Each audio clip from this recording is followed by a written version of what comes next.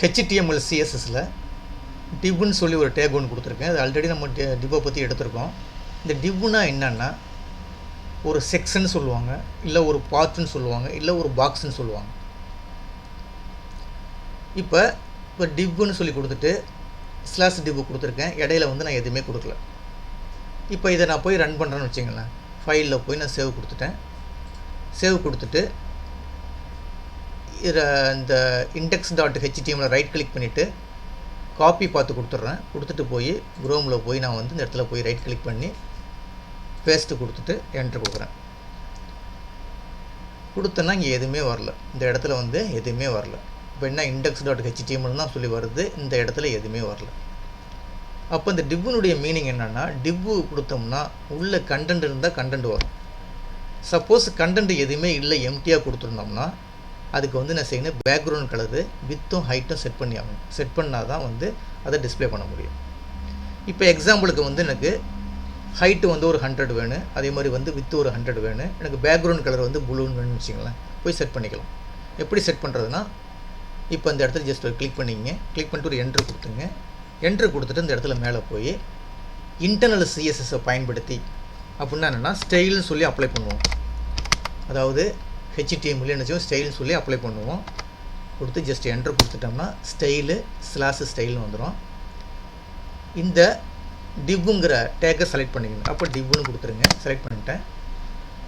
Open process கொடுத்துருங்க. கொடுத்துட்டு just enter கொடுத்திங்கன்னா ஆட்டோமேட்டிக்காக வந்து ஓப்பன் க்ளோஸ் ப்ராசஸ் வந்துடும். இப்போ இதில் போய் நம்ம என்ன செய்ய போகிறோம், ஃபஸ்ட்டு வந்து பேக்ரவுண்ட் கலர் செட் பண்ணிங்க. பேக்ரவுண்ட் கலர் கொடுத்துட்டேன். கொடுத்துட்டு எனக்கு வந்து இப்போ ப்ளூன்னு சொல்லி கொடுக்குறேன்னு வச்சுக்கோங்க. ப்ளூ கொடுத்துட்டேன். என்ட்ரு கொடுத்துட்டேன். அதுக்கடுத்து என்ன செய்யணும், ஹைட்டு வித்து செட் பண்ணணும். அப்போ தான் வந்து அதை டிஸ்பிளே பண்ண முடியும். அந்த பாக்ஸ் தெரியும் நமக்கு. ஏன்னா ஒரு பார்ட்டுன்னு சொல்லியிருக்கேன், ஒரு பாக்ஸுன்னு சொல்லியிருக்கேன். அப்போ ஹைட்டுன்னு கொடுத்துட்டு கோலன் கொடுத்துட்டு எனக்கு 100ன்னு சொல்லி கொடுத்துருங்க. கொடுத்துட்டு செமிகோலன் கொடுத்துருங்க. ஒரு என்ட்ரு கொடுத்துட்டேன். அதுக்கடுத்து வித்து கொடுத்துட்றேன். வித்து கொடுத்துட்டேன். செமிகோலன் கொடுத்துட்டேன். ஒரு 100 கொடுத்துருன்னு வச்சுங்களேன். அதை வந்து செமிகோலன் கொடுத்துருங்க. இப்போ இந்த ப்ரோக்ராமை ரன் பண்ணி பாருங்கள். Ctrl+S கொடுத்தா ஓகே தான், சேவ் ஆகிடும். Ctrl+S கொடுத்தா சேவ் ஆகிடும்.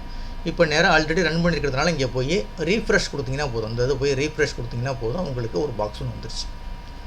அப்போ divங்கிற ஒரு பாக்ஸ், அதான் சொன்ன கண்டெய்னர்னு சொல்கிறது, இல்லை பாக்ஸ்ன்னு சொல்கிறது, இல்லைன்னா ஒரு பார்ட்டுன்னு சொல்லலாம். இப்போ இது 100 கொடுத்துருக்கோம். அந்த மாதிரி வந்துருக்கு. ப்ளூ கலர் கொடுத்துருக்கோம். இப்போ இது வந்து என்னது நார்மலாக இருக்குது. ரெண்டு ப்ளூ கலர்னால் ப்ளூ கலர் இருக்குது. இதில் ஒப்பாசிட்டின்னு சொல்லி ஒரு ஆட்ரிபியூட் ஒன்று அப்ளை பண்ண போகிறோம். அப்போ இந்த இடத்துல ஜஸ்ட் என்ட்ரு கொடுத்துட்டு ஒப்பாசிட்டின்னு இருக்குது பாருங்கள். ஒப்பாசிட்டின்னு சொல்லி கொடுத்தோம்னா இந்த கொடுத்துட்டு இதில் போய் எனக்கு வந்து 50% சொல்லி கொடுக்குறேன். கொடுத்தா என்ன செய்யுதுன்னு பாருங்கள். இப்போ ப்ளூ கலரில் ஒப்பாசிட்டின்னு சொல்லி ஒரு 50% கொடுத்துருக்கேன். கொடுத்துட்டு இதில் ஃபைலில் போய் சேவ் பண்ணுறேன். சேவ் பண்ணிவிட்டு இப்போ போய் இந்த இதை ரன் பண்ணுறேன். நல்லா இருக்குது, நீட்டாக இருக்குது பார்க்குறதுக்கு ப்ளூ கலரு.